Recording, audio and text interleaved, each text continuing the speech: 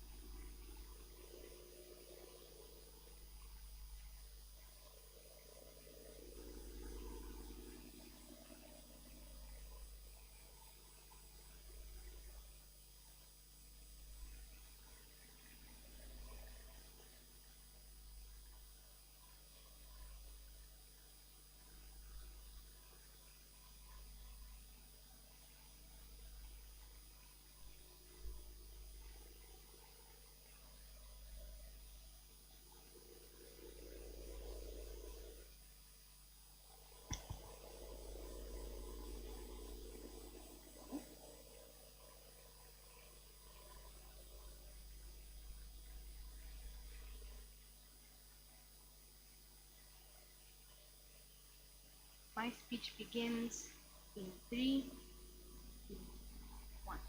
I feel like there's a general misconception of what e-waste necessarily looks like within developing countries, right? I feel like they already frame this debate within such a world, right? Because maybe these are the areas where e-waste is most likely going to be dumped from like countries like USA, right? How does that necessarily look like? Notice these are developing countries that necessarily do not have immediate access to things like technology, right?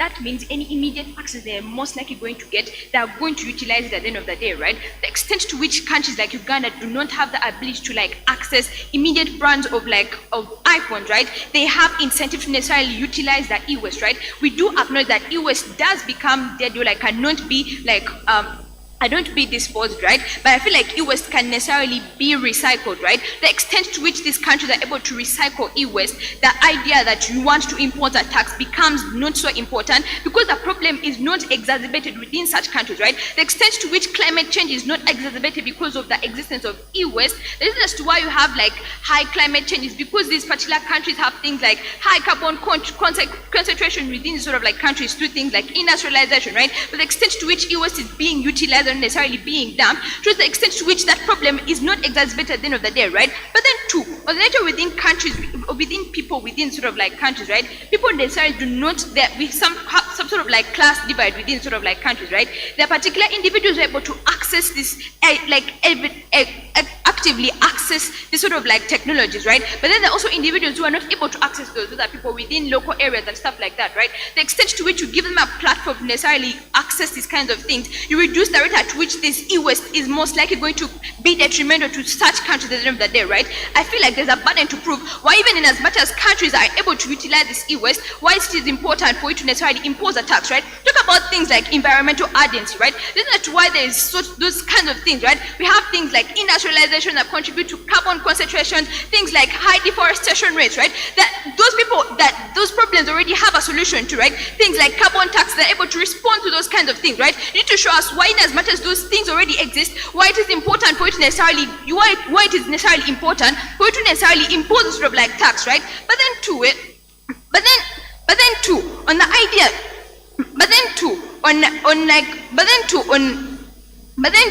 on the idea of like accessibility and affordability, right? Notice countries within the entire globe want to necessarily compete with countries like USA who are able to like make sure that people are able to access technology, right? Notice the main objective of UCC within Uganda, right, needs to make sure that individuals are able to be able to afford technology and necessarily access it, right? The extent to which they are able to utilize this e-waste shows how it is not detrimental, right? But then two, on the idea that it is important for them to access it because it necessarily make people get aware of like the digital world, right? Notice you necessarily make that bad because when you have a tax directly impacts the producers and consumers because it necessarily increase the rate at which the money that these kinds of individuals are most likely going to like spend or like sell that sort of like technologies to those kinds of individuals, right? That is a bad thing because you're not able to like cater for individuals who are able to access those kinds of things, right? You necessarily make the problem worse because individuals are no longer able to access those things. That means the rate at which they dispose them is very high because they cannot access them, right? They don't dispose them because they cannot access them. I beg to rest.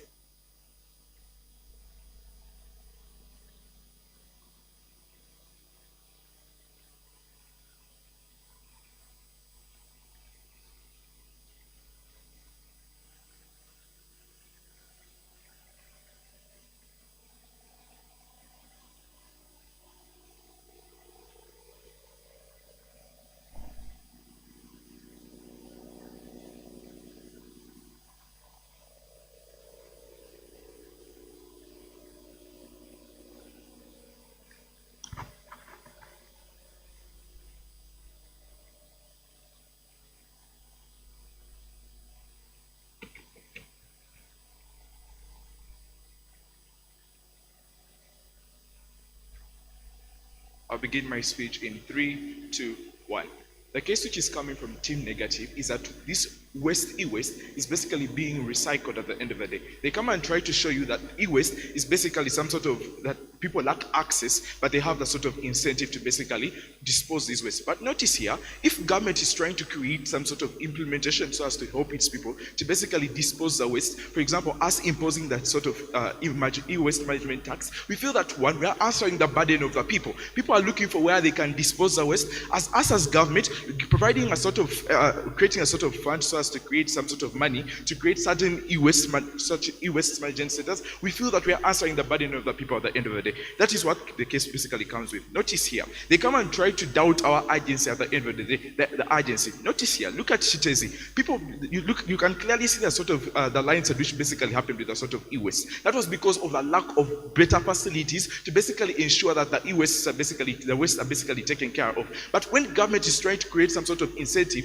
which such as the e-waste management tax, we feel that this is a better incentive which is basically going to create it at the end of the day. What am I basically trying to tell you? The negative side wants to basically improve the access to certain facilities, but at the end of the day, they do not want to put money in so as to create these facilities. What we as team government is trying to say is that this tax which we are basically creating is going to ensure that those facilities are created. Notice here, the current government is already strained with other sort of activities. That means one, the sort of money which is basically coming up with is not enough to basically facilitate those kinds of things. Necessarily, what am I else going to do to you? It's going to justify to you the tax. Notice here, there is need for some sort of environmental agency. My teammates come and tell you that one, there's already 4 million kinds of metric tons, which is basically of e-waste, which is basically dumped at the end of the day. That clearly shows you the sort of agency which you're basically dealing with. Notice here, the impact of this is that one, on agriculture, it's going to basically significantly affect it. Apart from that, it's going to lead to food insecurity at the end of the day. How is it basically coming about? The food insecurity is going to be created because of these harmful toxins basically contaminating the soil at the end of the day. When these toxins basically contaminate the soil, it's going to basically cause our major sector of the country to basically deteriorate. Secondly, the development of infrastructure, the second agency. One, in Uganda currently, we do not have infrastructure to basically cater for the e-waste management centers. One, secondly, we already see government is already strained. So why not create a sort of tax which is going to be better off to create this sort of impact at the end of the day. Secondly, it's about the polluter pay tax. If a consumer is basically gaining from something, we feel it is justifiable for them to basically contribute towards the solvency of the problem. If I've done something wrong, I should contribute toward the solution at the end of the day. The impact of this is that one, when we see that people are basically they are basically impacted, they feel that there is some sort of compliance which we are going to create at the end of the day. That means one, in terms of compliance towards recycling of e-waste, we're going to see better management at the end of the day from our world. Let us try to basically weigh what I'm trying to tell you. When we're trying to tell you, this sort of tax which we are basically creating is not only creating compliance within the general public about e-waste management, secondly, it's also going to be able to facilitate the activities which are necessary for e-waste management. And with that, I will like to rest.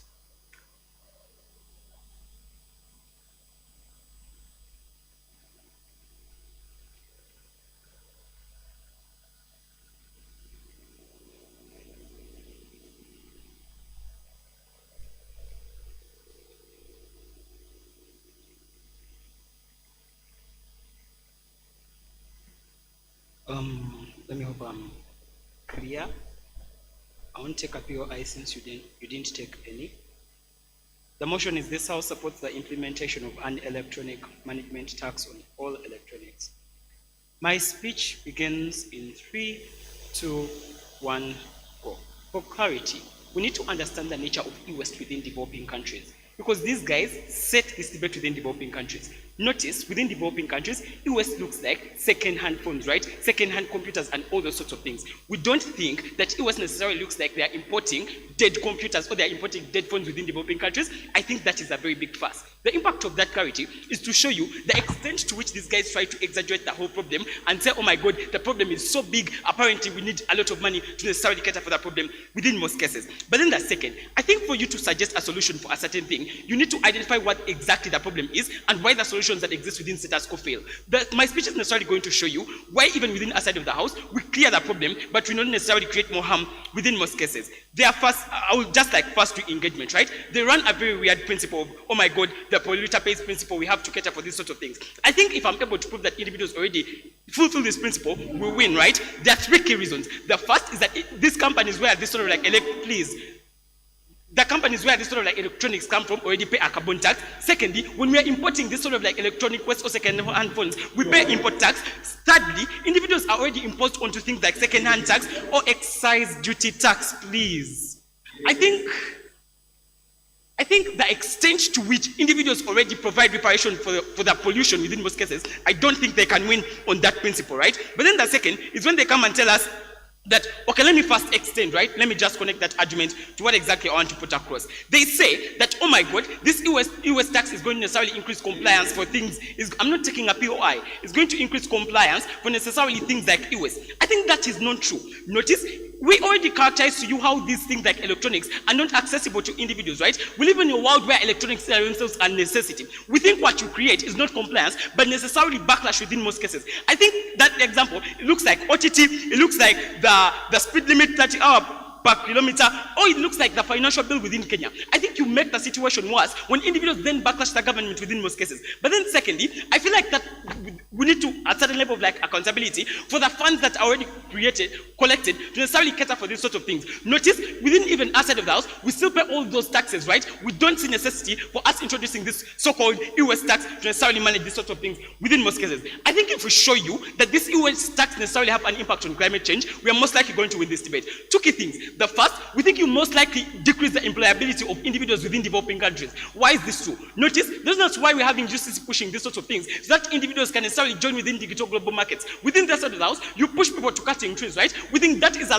large problem because individuals then are incentivized to engage into things that pollute the environment within most cases. But then secondly, notice that climate change in and of itself is a global crisis, right? We think that when you make this sort of like US inaccessible to these people within developing countries, most likely they'll be disposed of. They'll be disposed of within countries like America. The extent to which there's pollution happening in America, that proves the extent to which pollution is happening on the globe. We think there's still an impact on climate change when you introduce such a tax. They never provide accountability for the taxes we already collect to cater for those sorts of things. They can't win this debate.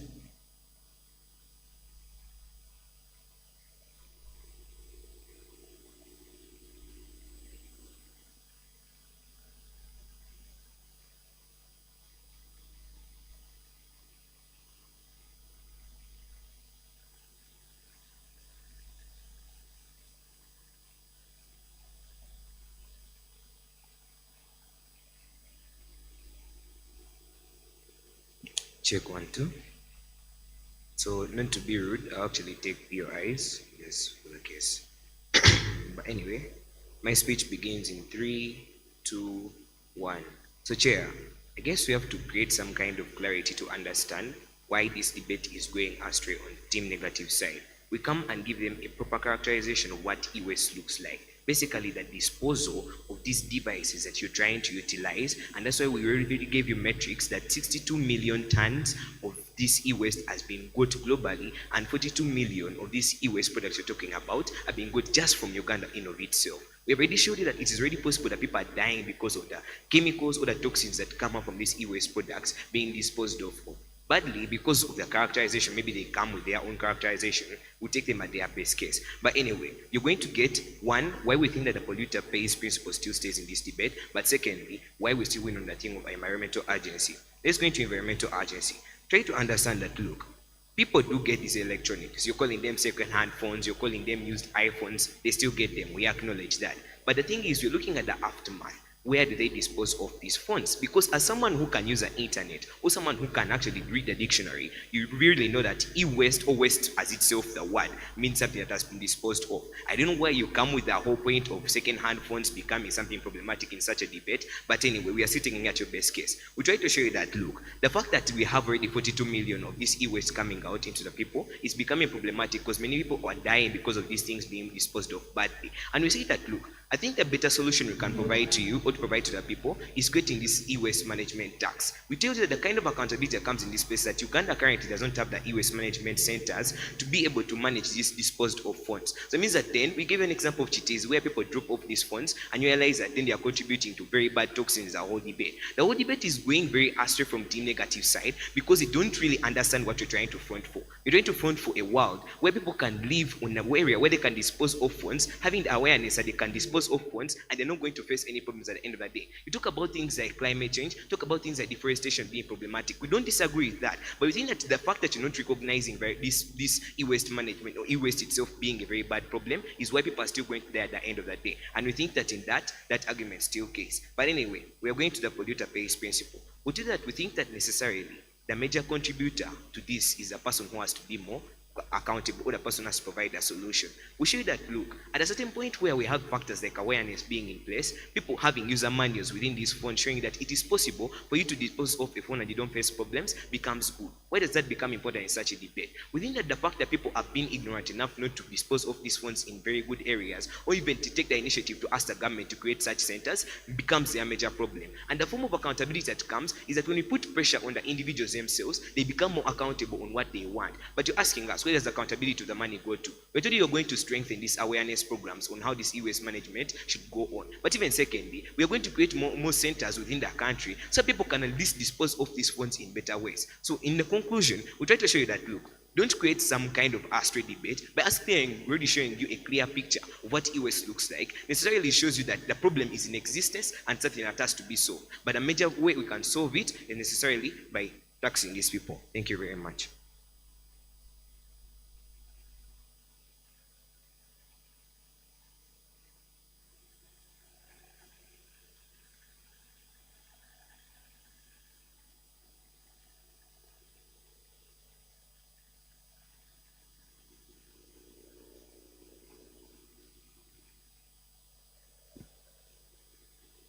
So I'm going to begin my speech in 3, 2, 1, go.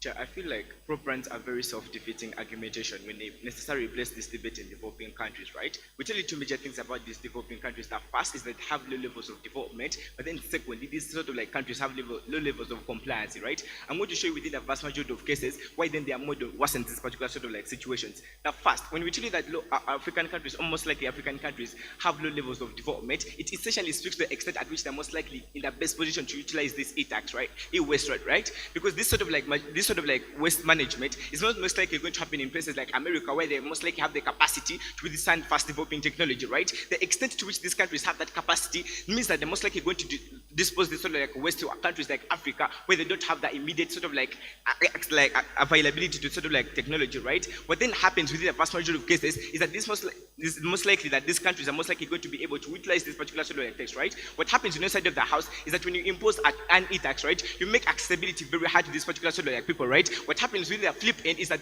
you most likely limit the extent to which they can access them, but then secondly, you most likely make disposal right like very hard within the vast majority of cases, right? What happens in the flip end is that you make disposal to look worse within the side of the house and you contribute more to environmental degradation, right? Secondly is on the impact of compliance, right? We tell you that these sort of like countries have low levels of compliance, right? You look like a government that most likely burden this particular sort of like individual when you impose an extra e-tax, right? Notice there is already a tax that happens within status quo that you not provide accountability for, right? This particular sort of like individuals go ahead to pay things like pay tax when they're most likely buying these particular services, right? The extent to which you don't utilize that tax to create e-centers, right? To create e-waste management centers, such the extent at which you most likely won't be able to utilize this tax, right? The flip end within the side of the house looks like you have more people that are most likely going to look at you as a government that most likely burdens them, right? As a government within the particular sort of like country, your biggest initiative would be to get people to buy into your policy, right? Because you most likely want to alleviate climate change, right? The extent to which people now don't buy into you as a government looks very bad within the side of the house, because that speaks to two major things. The first, the compliance to like environmental changes is most likely going to become difficult, but then secondly, you want to be able to necessarily achieve your goal within the vast majority of instances, right? What happens within our side of the house is that we give people an incentive to most likely manage this like e-waste management, right? Because you don't overburden them, right? What happens within the side of the house is that you most likely burden them with already existing burdens that happen within the side of the house. You don't have accountability to the tax you already collect within the vast majority of instances, right? When you most likely alleviate people with more tax, right, you most likely create a world that is more likely hard for people to most likely survive, right? But also on the comparative, within our side of the house, we at least give people a push incentive to most likely pay attention to government policies, right? But then secondly, they most likely pay attention to most likely fighting global change, right? The comparison within the side of the house looks like you have people most likely burdened. They don't believe within government because you look like a burden, you look like a government that most likely burdens people within the vast majority of instances, right? You don't achieve global change, you don't achieve climate change, but within the most majority of instances, you most likely worsen the situation, right? But also when you talk about polluter pay, right? Notice we have very many industries that pay polluter pay. why that cannot be actually an alternative is that you then most likely still have effects of climate change happening within a vast majority of instances, right? When you pay polluter pay, you just look like as if you're most likely paying money towards mitigating climate change, but that money is not effectively used. That is why you have cases of climate change. I beg to rest.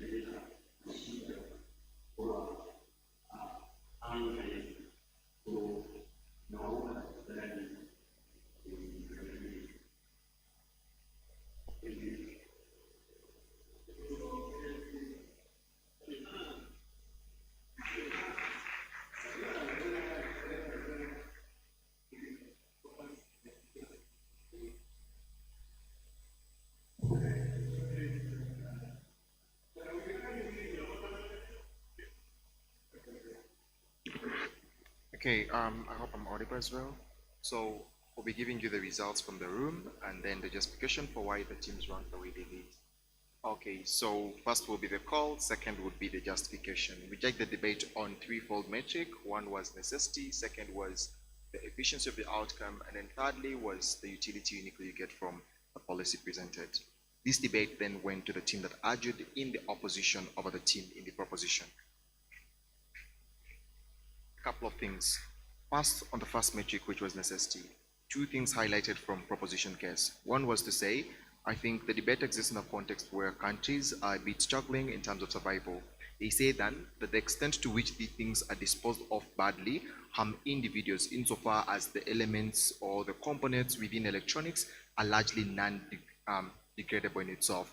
This in itself means that a lot of things get harmed. Things like the environment in itself in terms of catastrophe. Secondly, a lack of food directly by a direct implication of the same harmful substances to the environment in itself.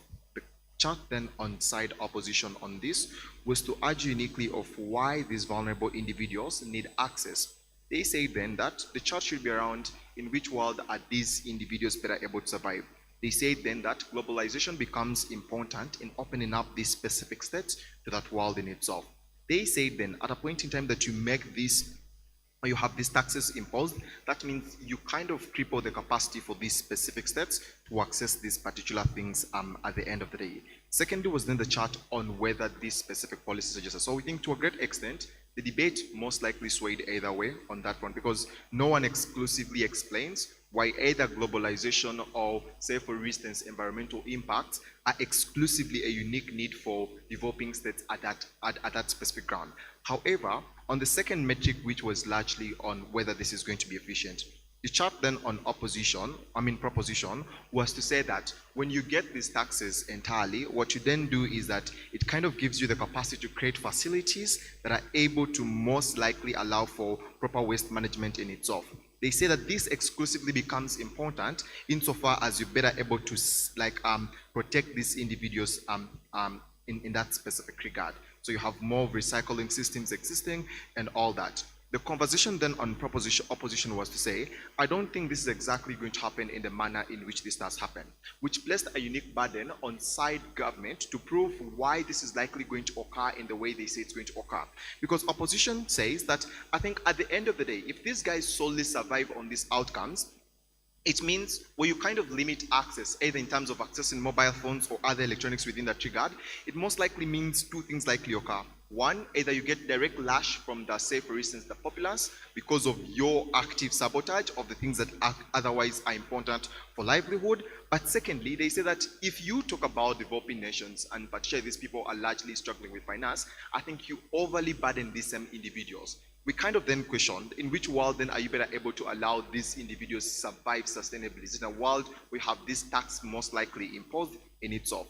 But crucially, I think on that specific clash, largely on whether this is going to provide some level of solvency, we feel like proposition largely failed on explaining why exactly the policy on your side, i.e. the implementation of that tax system, is likely going to do the same things that you dictate it will do. I think on the final clash, which was largely on the utility in itself, I think then, opposition paints us two things here. The first was to say on why definitely you kind of like the policy becomes counterproductive to what you intend to do. Because they say when you succeed at making this taxable, like you most likely argue, and you have individuals roll out, that means the alternative for these guys in terms of survival look like finding alternative ways to do things anyways. So to that extent, they either don't use electronics, which means maybe they are much more likely going to use or do other things that still harm the environment.